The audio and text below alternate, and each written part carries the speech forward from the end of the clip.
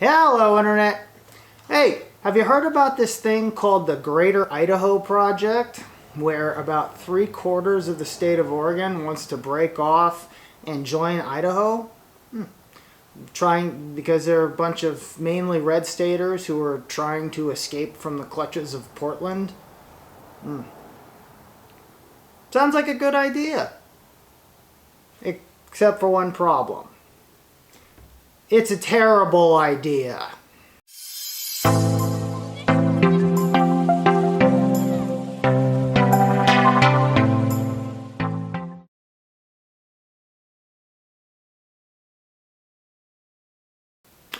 Now that you've had a chance to throw something at the screen you're watching, let me explain, okay? And unfortunately, this is going to be a bit of a story time.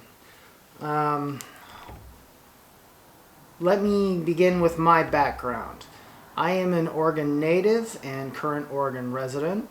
I grew up in Livermore, California through no fault of my own. Thank you, Mom and Dad. I eventually escaped to Virginia, then North Carolina, and now back home.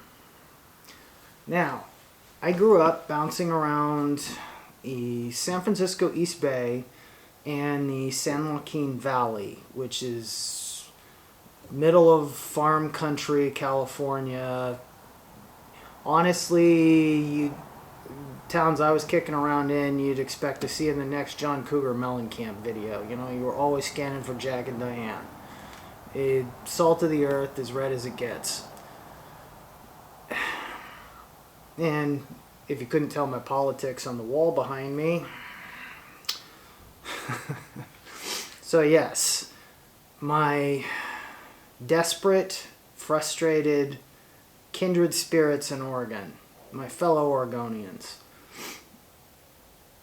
I understand. I really do understand the desperation and the lure of this as potentially the solution of least resistance. But you have to understand something. You're going to kill Idaho.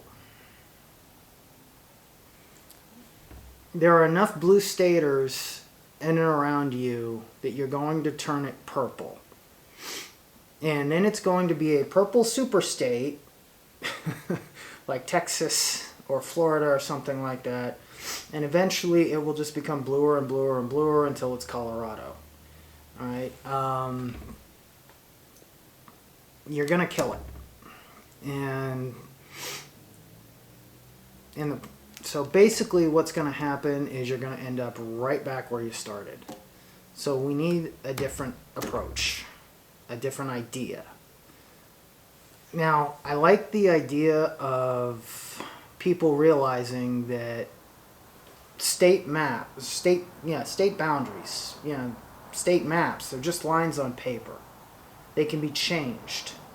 They have been changed. This is not new ground. We're not breaking any new territory here. It's been done over and over and over again. Heck, the original the original Oregon territory covered quite a bit more ground than the current state of Oregon. So boundaries can be changed. This is good, and it's good that everybody is thinking this way. However, and you'll be seeing it on the screen right now, this is my proposal. Now, it's not my map. I didn't draw it. I don't know why all of the particulars, i.e. which counties were included. I don't know why whoever drew this decided to lop off northern Idaho and glom it on to eastern Washington, which is now Lincoln, into this map. I don't know why any of that. I know that from 40,000 feet up, from the macro view, this is our best way forward. Okay, not the quick fix, not the band-aid that's going to turn around and bite us, but a new West Coast from Mexico all the way up to Canada, where no state is bigger than it started. They're all smaller. That's the way forward. That's the way we fix this problem. And the thing is that it's not one-sided. Yes, the red team makes out on this deal pretty well, but the blue team gets to retain certain things like the IT industry and all the major ports, etc., etc. And those are still bringing in all the same amount of money, and now they don't have to share it with anywhere near as big a territory. So, you know, I mean, it's a fresh start for everybody. And it gives everybody the chance at the government that they actually want. Because while I'm a big believer that mail-in voting is fraudulent by its very nature, I don't think they have to cheat to win Portland. I think Portland is getting exactly what it voted for. So, you know, I think we can all agree that both sides at this point just absolutely hate each other, and that this isn't working. So why keep doing it?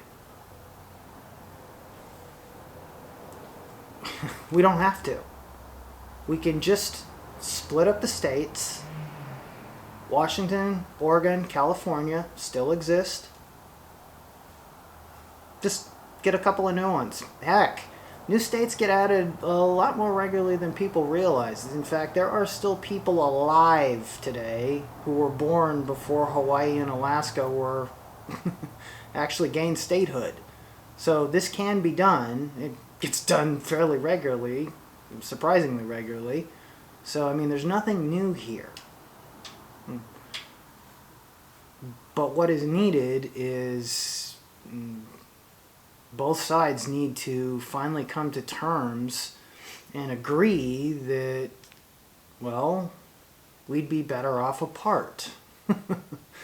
Now, within the framework of a larger United States, obviously, but our individual states, no, we can break those up into smaller chunks and everybody would be happier. We'd all have breathing room. Just saying. So, anyway, that's all I got for you. Ciao. God bless. See you in the next one.